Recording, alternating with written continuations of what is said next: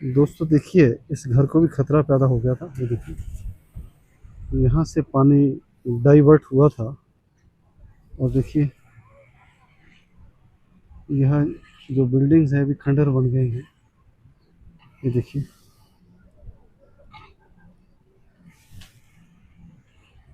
इस नुकसान का आकलन करना मेरे लिए बहुत कठिन है।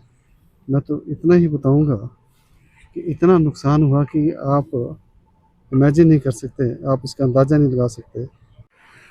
ये देखिए, दीवारें बिल्कुल ध्वस्त हो चुकी हैं और बहुत ही अधिक नुकसान हुआ है यहाँ हाईवे को। अब इसको रिस्टोर करना एक बहुत बड़ी चुनौती है। नदी उतर चुकी है, देखिए कुछ लोग नदी पर गए हुए हैं। यहाँ भी देखिए, सड़क निकल चुकी है। ये जो शेड था आधा, ये पानी की बहाव में बह गया है। और देखिए, सारा कमर्शियल एरिया है और यहाँ देखिए पूरा एक सड़क पर गड्ढा बन गया हुआ है। ये देखिए, पूरी तरह से यहाँ सड़क निकल गई है। पानी का बहाव देखो कितना तेज रहा होगा, सारी सड़क निकल गई है यहाँ से। ये जो पुल देख रहे हैं, यह भी पूरी तरह से क्षतिग्रस्त हो गया। देखिए, लटक गया है पानी में, पानी इसके ऊपर से बह गया था। और जो राइट साइड में है वो तो पूरी तरह से बह गया है। तो जो कनेक्टिविटी इस पुल के माध्यम से थी वो बिल्कुल ध्वस्त हो चुकी है, बिल्कुल अवरुद्ध हो चुकी है। अब इस पुल का इस्तेमाल नहीं किया जा सकता, इसको दोबारे बनाना पड़ेगा। ये देखिए, पुल मैं आपको नज़दीक से दिखा रहा हूँ। ये देखिए, पूरी तरह से यह क्षतिग्रस्त हो चुका है। बस इसका ढांचा ही रहा हुआ है यहाँ। अब इसको इस्तेमाल में नहीं किया जा सकता और अगली तरफ तो पूरा ही पुल निकल गया हुआ है। और दोस्तों देखिए, यहाँ भी व्यापक नुकसान हुआ है। देखिए, हाईवे का कितना बड़ा पोर्शन पूरी तरह से लुप्त हो चुका है। देखिए,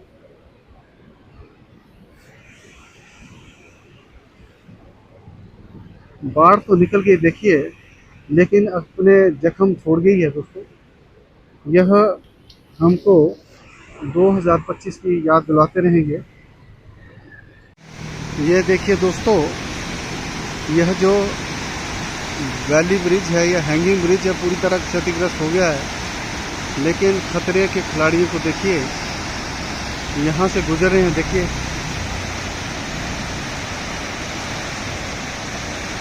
ये देखिए, यहाँ से तो बिल्कुल टूट चुका है पुल। ये देखिए, पकड़ पकड़ कर आ रहे हैं। तो लोगों की प्रॉब्लम कितनी बढ़ गई हैं, दुश्वारियाँ कितनी बढ़ गई हैं। देखिए, एक बुजुर्ग भी आ रहे हैं। तो अब यह जो सुविधाएं हैं इनको दोबारा बनाने में कितना समय लगेगा यह नहीं कह सकते। अब ये लोगों को हार्डशिप बर्दाश्त करनी पड़ेगी। वो देखिए, पूरा पुल जा चुका है।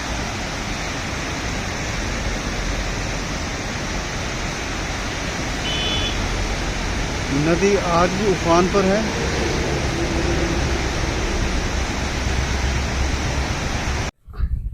दोस्तों देखिए, मैं इसमें ग्रीन पीस ढाबा में आया हूँ और यहाँ देखो ट्राउट फिश भी मिलती है। ये देखिए, बहुत अच्छी लोकेशन लग रही है मुझे, मैं पहली बार यहाँ आ रहा हूँ। देखिए, जो एंट्री है पूरी पहाड़ी शैली में। ये देखिए, यहाँ मैं चाय पीऊँगा। फलों के पेड़ है, देखिए प्लम है ये। यह किचन, फ्रंट ऑफिस,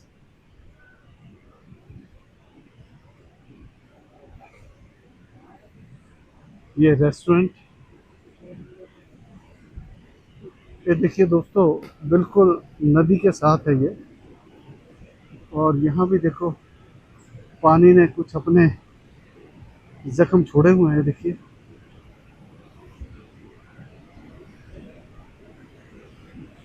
यहाँ तक पानी आ गया था। बहुत बड़ी चट्टान है ये। नदी का अभी भी रौद्र रूप है, देखिए कितना मटियाला पानी है, देखिए। बहुत अच्छी बैठने की व्यवस्था है यहाँ।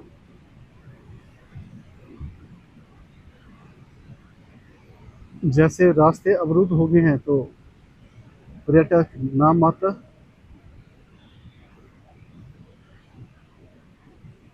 ये देखिए दोस्तों,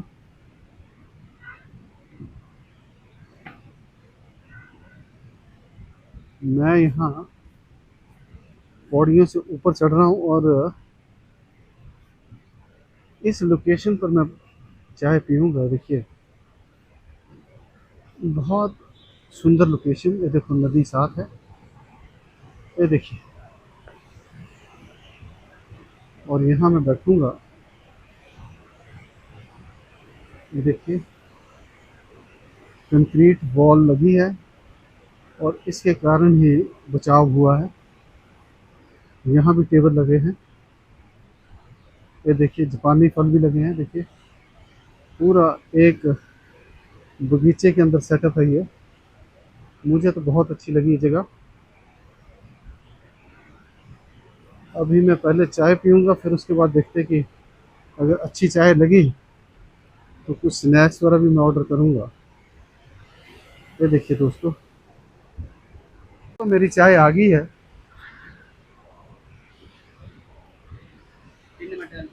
वहाँ रखो उस वाले टेबल पर। और अब मैं चाय का सेवन करूँगा दोस्तों। देखिए अच्छी चाय लग रही है, क्योंकि पहले कोई भी चीज़ है पहले मैं आंखों से उसको टेस्ट करता हूँ। और अच्छी घनी चाय लग रही है दोस्तों, नदी का किनारा। और अब मैं बैठ गया यहाँ कुर्सी के ऊपर, ये देखिए। और अब मैं चाय का सेवन करूँगा दोस्तों। बहुत ही सुंदर नज़ारा बन रहा है। लेकिन जब हम इस नदी के द्वारा किया गया नुकसान का आकलन करते हैं तो फिर बहुत दुख भी होता है कि कितना इसने नुकसान कर दिया। इसके किनारे पर बैठना कितना अच्छा लग रहा है जबकि शांत है। तो दोस्तों देखिए, प्रकृति है, हमको प्रकृति के हर आदेश का पालन करना है और यही कोशिश करनी है कि हम प्रकृति का मान सत्कार करें, इज्जत करें, ताकि यह भी हमारी इज्जत करे। दोस्तों देखिए, मैंने अब दूसरी चाय मंगवा ली है और ये देखिए रख दी इसने चाय, गिलास में मंगवाई है मैंने। बोला थोड़ा मीठा कम कर देना इसमें। और मैं अब चाय पकौड़े खाऊंगा। देखिए बहुत ही क्रिस्पी है और चाय का भी रंग रूप बहुत अच्छा है। ये दूसरा कप है मेरा, पहले कप में थी अब की बार गिलास में थी। मैंने उनसे निवेदन किया कि मुझे गिलास में दीजिए, क्वांटिटी बहुत ज़्यादा है।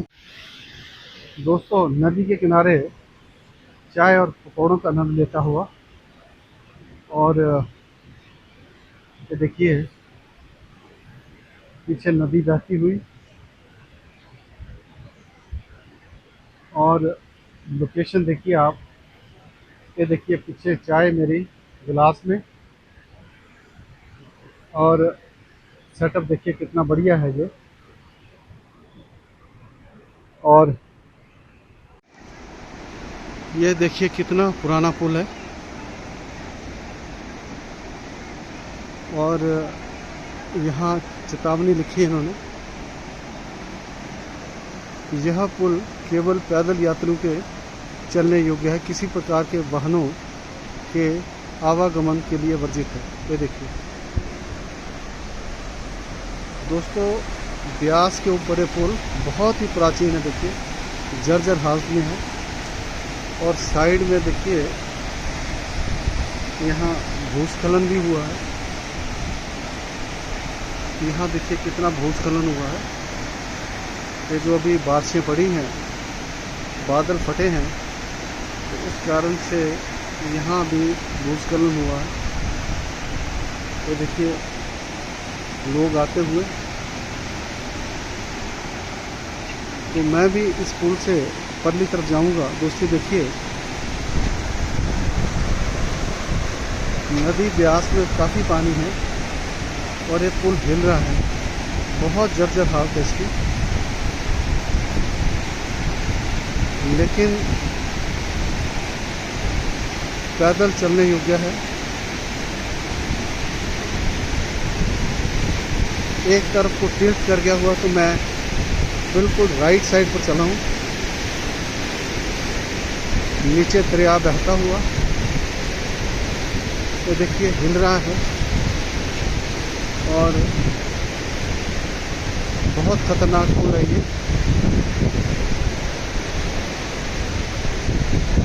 और इसका स्पैन भी काफ़ी लंबा है।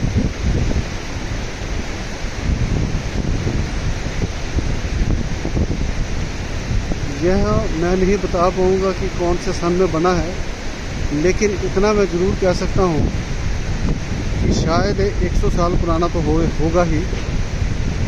ये देखिए यहाँ भूमि कटाव हो गया है। ये देखिए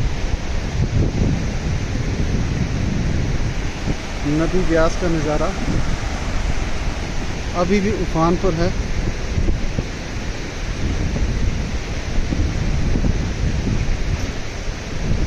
ये देखिए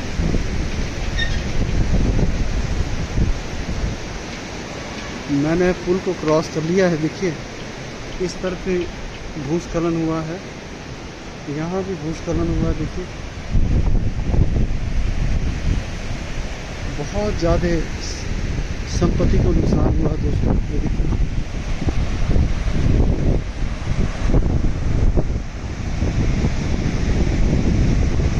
यहाँ भी उसी प्रकार की चेतावनी है।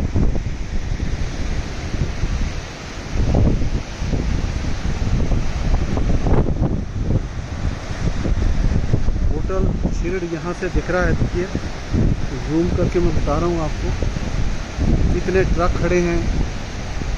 यातायात बिल्कुल थम सा गया है।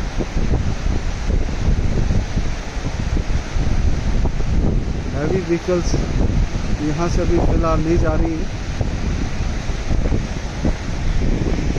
ये देखिए पुल का दृश्य बहुत प्राचीन पुल। देखिए पुल के दूसरे ओर से मैं बता रहा हूँ आपको। ये देखिए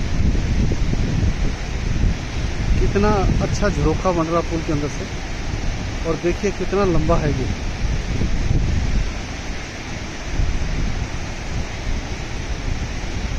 और इसकी विशेषता है कि इसके ऊपर तारें नहीं लगी हैं। अन्यथा ऐसे पुलों के ऊपर तारें लगी होती हैं ऊपर, इसको सपोर्ट के लिए तारें नहीं लगी हैं। यह बहुत विचित्र बात है कि किस प्रकार से टिका हुआ है, कहाँ से इसको स्ट्रेंथ आ रही है दोस्तों। अद्भुत इंजीनियरिंग मार्वल दोस्तों। देखिए इसमें हवा बहुत तेज चली है, और यहाँ से मैं आपको दृश्य दिखा रहा हूँ, जो कि रेस्टोरेंट रिवर एज था, वो तो पूरी तरह से ध्वस्त हो गया है। ये देखिए एक मकान भी क्षतिग्रस्त हो गया है, और वो रेस्टोरेंट भी बंद कर दिया गया है। ऐसा लग रहा है कि अनसेफ हो गया डिक्लेयर। और ये थी सड़क। अब इन्होंने बड़े बड़े बोल्डर्स डाल के इस सड़क को बहाल करने की कोशिश कर रहे हैं। देखिए मशीन लगी है जेसीबी। तो ये जो नाला है, श्रूड नाला बोलते हैं इसको, और देख सकते हैं बहुत ही लूज स्ट्रेटा है यहाँ मिट्टी का। जब जब भारी बारिश होती है तो यहाँ भूस्खलन होना ही होता है।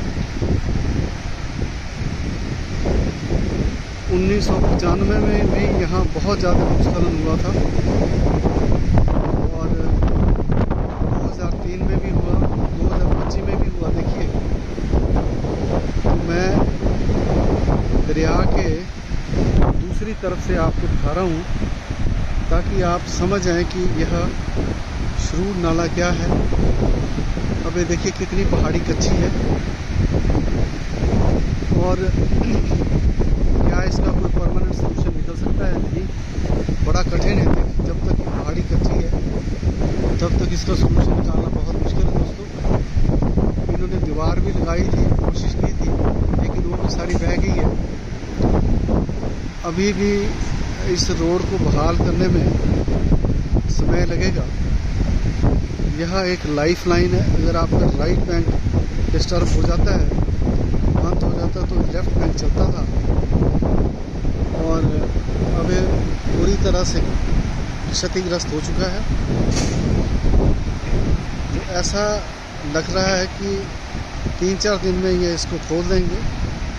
इट विल बी रोड वर्दी फॉर हैवी ट्रैफिक ऑल्सो। इस समय मैं रोड के उस पोर्शन पर हूँ जहाँ सबसे ज़्यादा नुकसान हुआ था। पूरी तरह यहाँ रोड बह गई थी। जहाँ ये जेसीबी वगैरह लगी हैं वहाँ पानी ही पानी था। और ये देखिए होटल, इसको भी खतरा पैदा हो गया था, लेकिन यह होटल बच गया, भगवान की कृपा रही।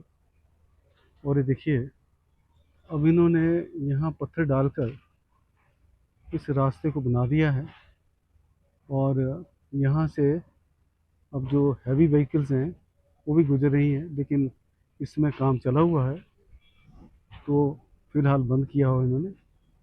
रात को यहाँ से ट्रैफिक खोल देंगे तो एक बहुत बड़ी चुनौती थी। और ये जो नाही वाले हैं, national highway authority of India, उन्होंने बहुत ही लाजवाब काम किया है। और ये देखिए इस रोड को बहुत ही कम समय में इन्होंने बहाल कर दिया है। इनको मैं बहुत बहुत अपनी शुभकामनाएं देता हूँ, अभिनंदन करता हूँ इनका। Hats off to them, they have done a wonderful job. ये देखिए बड़े बड़े बोल्डर्स डाल के इन्होंने इस लेवल को उठाया है और वहाँ से देखिए सड़क बना दी है और यहाँ से गाड़ियाँ निकल सकती हैं। बहुत ही अच्छा काम। जब मैं पहली बार यहाँ आया था, जब यहाँ पानी था, तो ऐसा लग रहा था कि शायद ये रास्ता बहाल होगा या नहीं होगा, होगा कब होगा। लेकिन 8-10 दिन के अंदर इन्होंने पूरा इसको बड़ी गाड़ियों के लिए उपयोगी बना दिया है। यहाँ से जा सकती हैं बड़ी गाड़ी, ट्रक, बसेस वगैरह। तो बहुत ही अच्छा काम। तो देखिए दोस्तों किस प्रकार से जो यहाँ प्राकृतिक रास्ते आई कि कितना नुकसान हुआ है। अब यहाँ पर अभी तो चलो टेम्परेरी रोड बनेगी, लेकिन बाद में इनको सोचना पड़ेगा भी कहाँ से रोड बनानी है, क्या इसी अलाइनमेंट से जाना है या कोई चेंज करनी है। क्योंकि 2013 में भी यहाँ नुकसान हो गया था, उस समय भी होटल को खतरा पैदा हो गया था, लेकिन भगवान का आशीर्वाद है कि होटल बच जाता है और ऐसा ही बचता रहे। और फ़िलहाल ये है कि जैसे सीज़न चला हुआ सेब का, तो गाड़ियाँ, बड़ी गाड़ियाँ का आना जाना बहुत ज़रूरी था। तो अब यहाँ से गाड़ियाँ जा सकती हैं, रात को गाड़ी जा सकती हैं। तो अब देखिए दोस्तों जीवन नॉर्मल हो रहा है। यहाँ गाड़ियाँ देख सकते हैं, अभी तो यहाँ बंद किया हुआ है, लेकिन फिर भी जो नाही की गाड़ियाँ हैं, जो national highway authority of India की गाड़ी हैं, जो इनके आला अधिकारी हैं मौके पर हैं और रात दिन काम चला हुआ है। और इनको हम सब सलाम करते हैं कि कितने विकट परिस्थितियों में इन्होंने इस चीज़ को, चैलेंज को एक्सेप्ट किया और शीघ्रतम रोड इन्होंने बहाल कर दी। बाकी तो जो दूसरी रोड बनेगी जो कि ऑल वेदर रोड होगी। वो तो कब बनती है, लेकिन काम चलाने के लिए इन्होंने रोड खोल दी।